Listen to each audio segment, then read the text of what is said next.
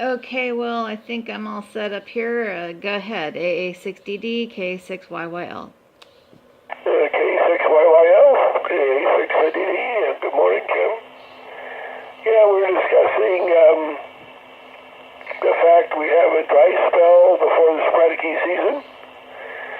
The rest of the country usually starts seeing some openings in July. I don't know, you might tell me what you've seen on the web if we see anything out there along those lines. But for us, it's usually the second weekend in May. So the middle of May, around the 12th to the 14th is when our first sporadic E starts really popping here on 6 meters for Southern California. Go ahead. Okay, yeah. Let me see. I'm just going to look and peek at DX maps. I don't like to rely on anything like that, but sometimes it is fun to look at. Yeah, so let me just check and see. There is a little activity, looks like. But of course it's into Texas and maybe over to Tennessee. Yeah, let's see. Somebody's reported it as Tropo and Sporadic E. So, yeah, so far that's it that I see on DX maps. And like I said, I don't just look at that. I do call CQ because you just never know. Of course, as we all know, don't wait to see a spot on the map or clusters or anything, because you need to be the person making the noise out there. As you know, well, go ahead. That's right. You don't catch any fish without putting a baited hook in the water. Just sitting back and waiting for it to come to you does not work.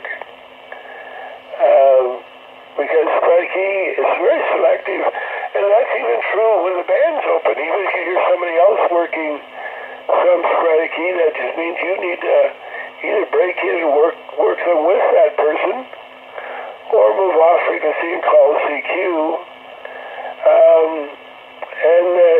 Even if you don't hear the station they're working, well, that's fine. It can be so selective that you will have a different location and a different opening to a different part of Texas.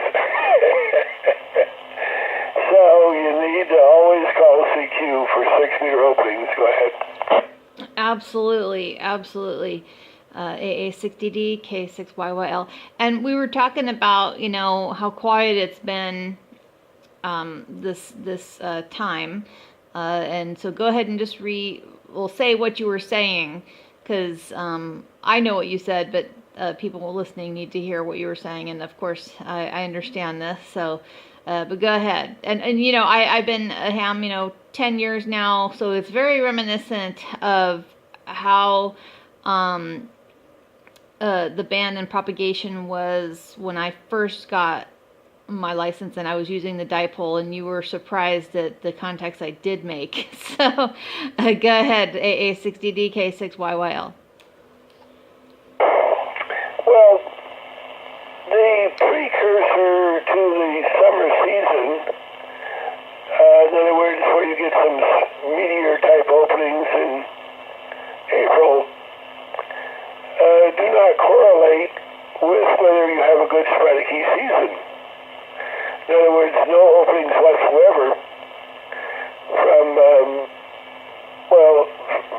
the latter part of January, February, March, and April is not a precursor as to how good a Sporadic E season you may end up with. The example I give goes way back to 1967.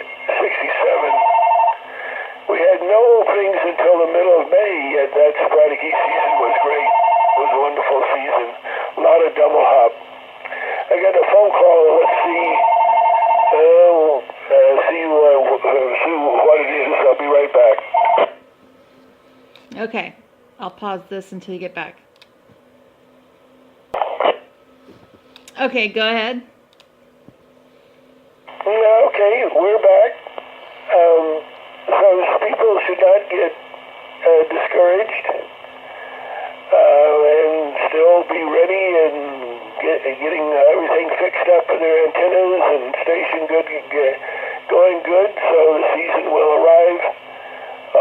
time. And maybe a phenomenal one. We don't know until we get into it. Go ahead. Right. And yeah, just because it's very quiet right now doesn't mean that it won't become very, very, very active. So we'll see. Yeah, you got to just wait and see, and we'll keep our fingers crossed.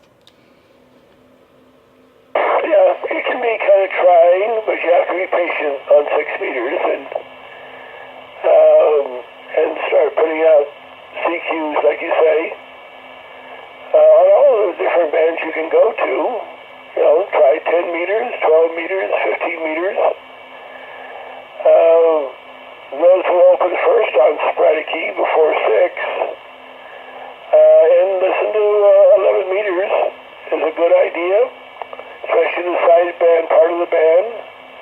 We listen to 27 385 lower sideband quite often because there's enough, you know, there's 1,000 active CBers out there and they cover enough geographical area. And the off times will tell you where they're at when they're doing their DXing. They'll tell you where they're at. So Kansas or Colorado or Oregon or Washington, and that'd be a heads up to start calling on 10 and 6 when you hear that activity. It's actually more accurate than looking up Fox Tango 8 stuff on the web. Go ahead. Yeah, that's a very good point. Yeah, it is. 11 meters is good to, you know, listen, and it definitely will, like Will said, give you an indication of what's going on, what could be happening for 10 meters, and so very, very good advice there, Will. Always good to remember that. Go ahead. Roger. And next year, hopefully the technician enhancement will take place and be in effect. So we'll be able to go to 15 meters and make the band open on Sporadic even ahead of 11 meters next year. So we're looking forward to working everybody on the net frequency of 21,400. So the new net frequency of 21,400 for making Sporadic happening will be happening by next year at this time. Go ahead. Right, and you're just, what it is 21,400 is what you're trying to do to make it active. To say, hey, you know, this is, you know, and get more people interested and involved and interactive, you know, on 15. So when they show up, that there's people there. When the new technicians get there, that there will be people there welcoming them. Hopefully it will be good, you know, hams that are very, you know, welcoming. We need that in the hobby here. And, but yeah, 21,400, a good place for a net. So, and to maybe be Elmer's to others. Over. Yeah, exactly. We're not going to call it a calling frequency because people think you got to move off of calling frequencies, and we want frequencies people don't move off of. That you get on there and talk, create openings, make activity, and like you say, be welcoming to new hams. The segment of the frequency they'll probably end up with will be 21,350 to 21,450 at the top of the band. So the 21,400 will be right in the middle of that, and should end up being an excellent place for looking for Sporadic openings. Like you say, all we need is a few thousand active people on that frequency across the country, and it'll be superior we're looking for Sporadic openings even better than what CB is now. Go ahead. Boy, that would be nice. Definitely. So we'll definitely look forward to that. That's something very positive for the future, and this is all going to be good. Yeah, we need more activity and be a welcoming friendly ham to new hams, because we all started, we were all new at one time, we all needed advice and help and a friendly demeanor.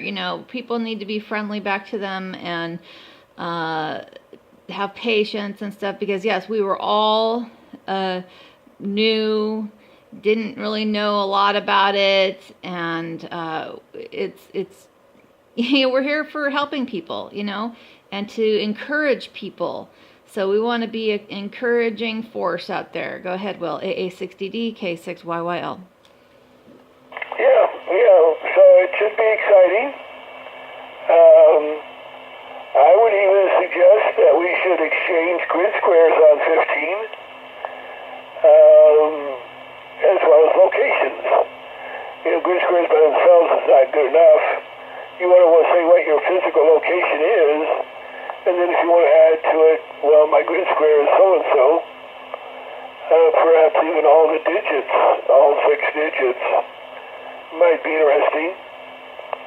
A lot of hams do that on 10 now, but the main thing is see where you are physically first. I'm Riverside, Southern California, so these people know where that's at. And no, I'm very excited about it myself. Kim knows I'm designing up a 5/8 vertical Omni for 15 meters. We'll eventually get it out there and give it to Kim, and she can post it various places when we design it up. Go ahead. Okay, very good. Well, yeah, that's exciting. And definitely, yeah, this is exciting times ahead. We've, come into kind of a quiet time, of course, as expected. But what a great time for new technicians to get on the band. And yeah, it's kind of at the bottom, but we need to be there on 15 when they're there, so they don't just, leave for 2 meters or something. So definitely need to be there on 15. Go ahead, Will. Yeah, well, you look at it, Kim, and we have, almost 500,000 techs. Now, out of any one license group, about half are really active, but that's still 250,000 people that are active. But they're all on 2 meter 440, 2 meter 440, 2 meter 440. And not that it's nice to have 2 meter 440. A few have discovered 220. But, they're tremendously lacking on 6 meters, 10 meters, even though they have privileges on those bands. But this will get them off their butts and get them to invest on a real HF radio that will cover 160 through 6 meter all mode at least 100 watt level. And that's going to make a tremendous difference to activity, both on 6, 10, and 15. Go ahead. Well, that's great. That is really great. I can't wait, and we're definitely,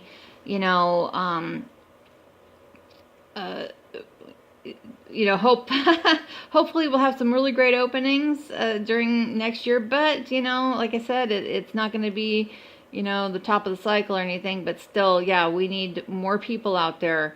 And very good on all that, Will. AA6DD, K6YYL. Well, you may not realize it, Kim, but 15 meters has always had a kind of lack of activity. And, the reason 6 has been known for sporadic E is for years and years, technicians could only function on 6 meters. When I got on back in 1965 as a tech, that was my lowest band and the only band that I could work out of state in, any kind of DX. So that's why we had a lot of activity on 6 at the time, is that was it. You had no other choice. But 15 meters has been somewhat similar, because everybody who can work 15 has always been able to go to 20. and 20 is always open and easier to work. So they don't go to 15. Also, historically, the ham bands were harmonics of each other, doubling. So 160, 80, 40, 20, 10, 5 meters, 2.5 meters, 1.25 meters, 3/4 meters. Those were the ham bands from 1928 forward.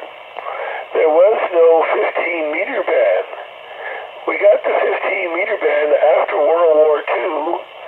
In 1947, 15 meters became the ham band for the United States. And so it's kind of lagged behind in a way because of that, and hasn't had a enthusiastic group on 15 meters making it percolate. But because the techs will have no 20-meter privileges, that means they will have to utilize 15 meters in a big way, and that's going to make quite a difference. Go ahead. Very good. Well, AA6DD, K6YYL. Well, this is very good. And yeah, when I got my license, I started off on 10 meters. And I was like, as you know, I was disappointed that, as a former CBer years ago on 11 meters, I was disappointed with the technician license because it was 10 meters, 11 meters even was better, so, and you had to, get a license and everything to be, an amateur radio operator. And then all you only had was basically the best band was 10. Yep, that's true. That is true. Absolutely. Okay, we'll let you go. Been a pleasure this morning.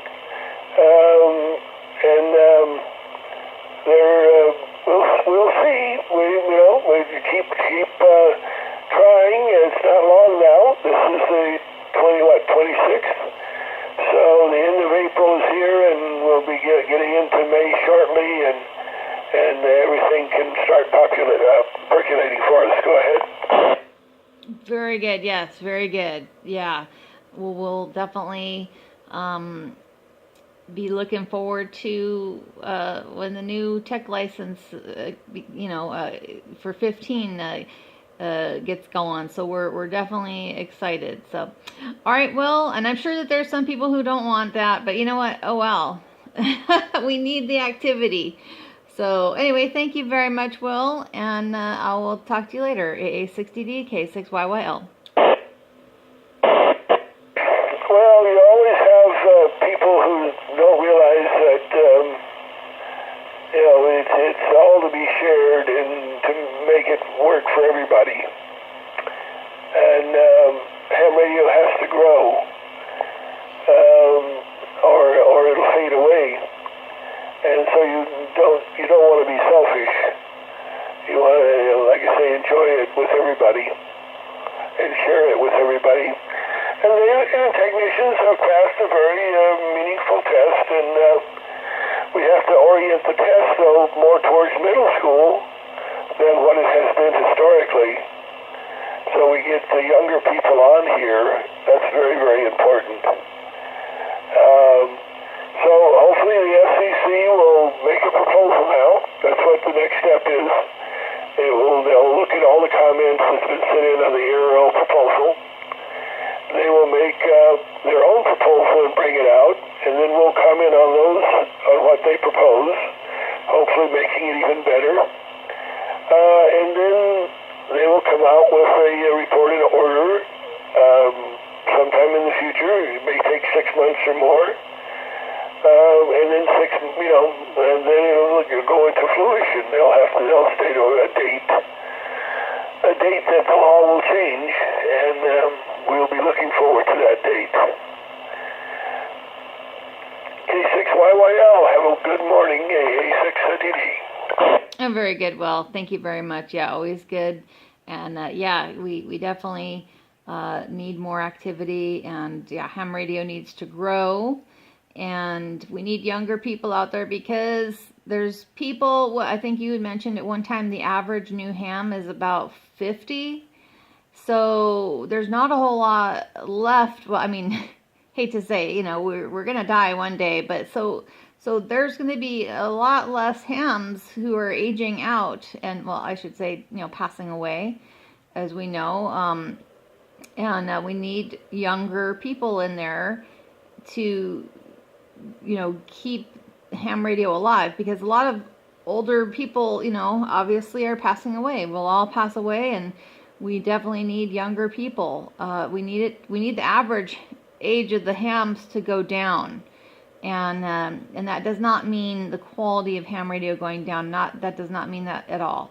So we need more younger hams and people excited about the hobby. So and when I first got on there, 10 years ago, there's many hams now passed away that I remember hearing and maybe even talking to as well, who, they're now silent keys, passed away. And they were big into the hobby, and we need that excitement at a younger age, to keep the hobby alive. Okay, thank you, Will. It's been fun. Have a great day. AA6DD, K6YYL. Okay, Kim, very good. Listen, 73s, K6YYL, AA6DD. We'll be back, monitoring 50.300 FM. 7-3.